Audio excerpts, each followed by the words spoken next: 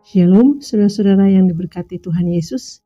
Semoga kasih Tuhan yang selalu baru setiap pagi tidak pernah berhenti mewarnai hari-hari kehidupan saudara sekalian. Salam sehat dari saya Pendeta Ruth Manuhutu Dengah yang akan menyampaikan kebenaran firman Tuhan dari Kisah Para Rasul 17 ayat 29 sampai ayatnya yang ke-34. Dan renungan firman Tuhan ini diberi judul Keturunan Allah. Marilah saudaraku, kita berdoa memohon bimbingan Roh Kudus sebelum kita membaca dan merenungkan firman Tuhan. Marilah kita berdoa. Bapa kami yang di sorga, terima kasih untuk hari baru yang Engkau berikan kepada kami. Saat ini kembali kami akan mendengarkan firman Tuhan. Urapi kami dengan kuasa Roh Kudus-Mu, agar kami mampu menghayatinya dan melakukannya di dalam keseharian kehidupan kami. Dalam nama Yesus Kristus, Juru Selamat kami yang hidup. Amin. Saudara-saudaraku yang Tuhan Yesus kasihi, dalam pelayanannya di kota Athena, Paulus mendengar adanya pujaga-pujaga Athena yang menyebut penduduk kota Athena sebagai keturunan Allah. Tentu saja yang dimaksud bukanlah Allah yang disembah Paulus. Sebab Allah yang kita kenal dalam dan melalui Tuhan Yesus itu masih asing bagi orang-orang Athena.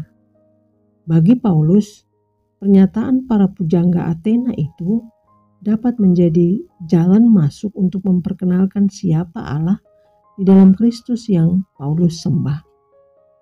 Tetapi menurut Rasul Paulus, walaupun orang-orang Athena disebut keturunan Allah, bukan berarti mereka menjadi sama seperti emas, perak, atau batu, ciptaan yang diciptakan para seniman Athena. Sebagaimana patung-patung berhala yang tersebar di berbagai bagian kota Athena. Karena itu, mereka pun harus bertobat. Paulus ungkapkan hal ini dalam ayat 30. Dengan tidak memandang lagi zaman kebodohan, maka sekarang Allah memberitakan kepada manusia bahwa di mana-mana mereka semua harus bertobat. Saudara-saudaraku, jika apa yang dijelaskan Paulus kepada orang-orang Athena kita lihat dari sudut pandang atau dengan kacamata kekristenan, maka panggilan pertobatan itu juga ditujukan kepada kita sebagai anak-anak Tuhan. Mungkin ada di kalangan kita orang-orang Kristen yang merasa mentang-mentang disebut anak-anak Tuhan, lalu mulai sikap hidup seenaknya, jauh dari apa yang dikehendaki Tuhan Yesus. Maka tidak ada jalan lain yang harus kita tempuh selain bertobat.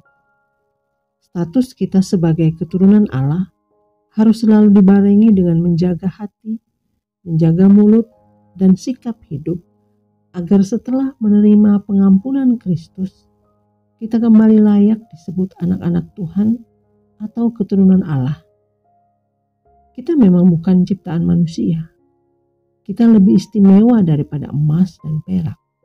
Tetapi oleh kecenderungan dosa kita, maka kita pun bisa kembali kehilangan status sebagai keturunan Allah. Bersyukurlah saudaraku, Tuhan Yesus telah mencurahkan darahnya di kayu salib untuk membasuh dosa dan mengangkat kita menjadi sangat istimewa di hadapannya dan disebut sebagai anak-anak Allah, anak-anak Tuhan. Status baru ini patut disyukuri, dijaga dan dipelihara apapun kondisi kehidupan kita. Kalau kemudian kita jatuh, terutama karena tekanan pandemi COVID-19 ini, maka bangkitlah, tetaplah tegar dan kuat. Datanglah kepada Tuhan Yesus, akui segala dosa kita dan biarkan kita diampuni, dipulihkan, dan dibaharui Tuhan Yesus. Saudara-saudaraku, kiranya firman Tuhan ini dapat menguatkan saudara dalam menjalani hidup di masa-masa sulit ini. Sebagai anak-anak Tuhan yang diberkati, kita tidak sendiri. Tuhan Yesus yang telah berjanji akan senantiasa beserta kita sampai kepada akhir zaman. Amin.